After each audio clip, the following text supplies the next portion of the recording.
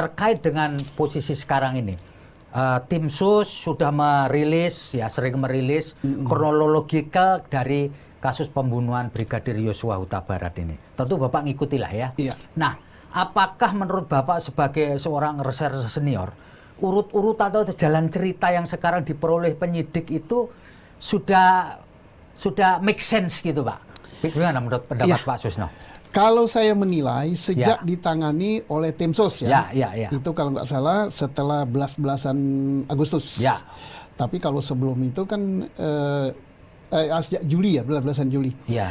8 Juli sampai dengan 11-12 Juli itu belum ada tim sus. Ya. Ini masih berita yang dikeluarkan itu, skenario itu adalah skenario rekayasa yang dibuat oleh FS bersama dengan staf ahli Kapolri. Kemudian diamini oleh Kapolres Jakarta Selatan, Kompolnas dan Humas Polri ya.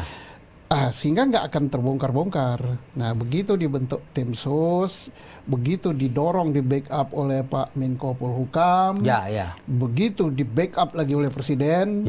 Bayangkan Presiden Republik Indonesia sampai 6 kali loh mengingatkan. Dan itu bukan hanya Presiden Indonesia loh, itu Ketua G20. Dan belum pernah ya Pak 6 kali. 6 kali.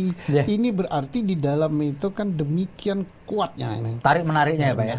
Nah, akhirnya Pak Mahfud pun menggunakan strategi yang hebat. Dia lempar informasi ke sosial asosiasi LSM. Dia lemparkan LSM gitu. Kemudian lemparkan ke medsos dan apa-apa.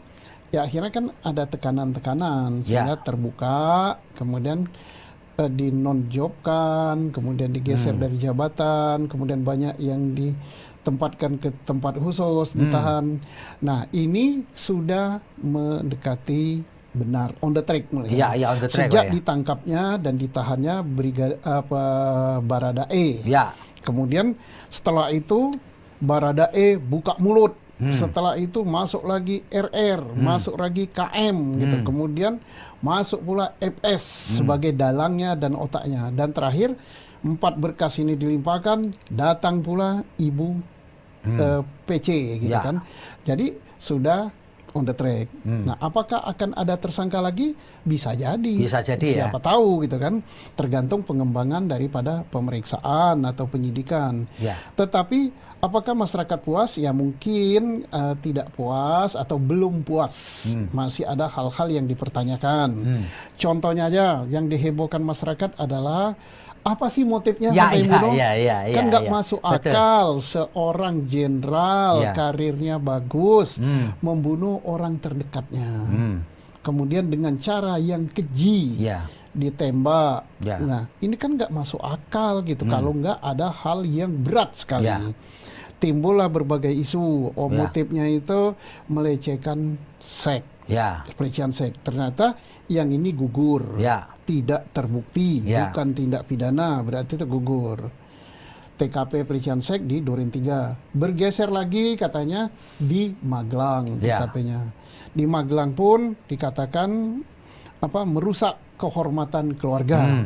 Tapi kan tak begitu jelas kehormatan yang bagaimana yang dimaksud. Apakah dia ngerasani, apakah dia pegang-pegang, kita nggak tahu. Jadi nggak jelas.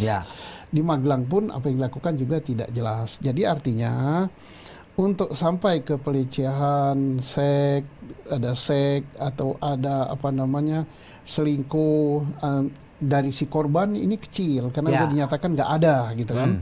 Nah tinggal hal-hal lain. Nah hal-hal lain siapa yang tahu? Ya Pak Freddy sendiri, Freddy Sambo sendiri yang tahu, Bu Putri sendiri yang tahu, sama almarhum. Tapi almarhum nggak bisa ditanya, sudah meninggal. Tetapi karena ini kasus pembunuhan, tidak dipersyaratkan apa motifnya. Oh memang tidak perlu dipersyaratkan, karena unsurnya itu yang penting bahasa harian masyarakat, nyawa orang udah kamu cabut. Udah dicabut dengan direncanakan atau dicabut dengan tidak direncanakan.